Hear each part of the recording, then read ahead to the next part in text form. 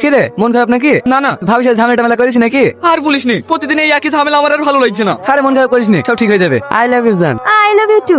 এই শালা মরেছে, নিঘাত মরেছে। তুমি এখন কোথায় আছো জান? এই পাড়ার একটা মাচানে বসে আছি, বসে শুধু তোমার কথা ভাবছি, কবে যে আমরা বিয়ে করব।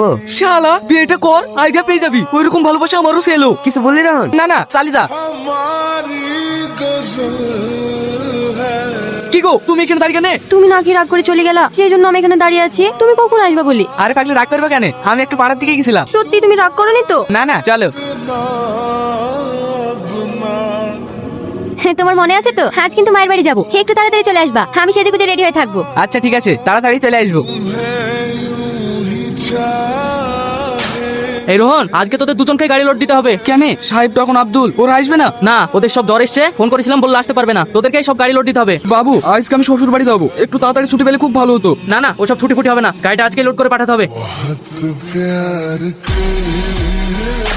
ভাবি, এত সাজুগুজু করছো, কোথাও যাবা নাকি? তোর ভাই বাড়ি আসলে মায়ের বাড়ি যাবো। ঠিক আছে ভাবি, তাহলে মায়ের বাড়ি থেকে ঘুরে আসো। এই সালমা, তোর নেল পলিশটা একটু দিস তো, আমারটা শুকিয়ে গেছে। ঠিক আছে ভাবি। আপনি যে নাম্বারটিতে কল করেছেন সেটি নেটওয়ার্ক অঞ্চলের বাইরে। হ্যাঁ না ভাবি, ওখানে রেখে দে।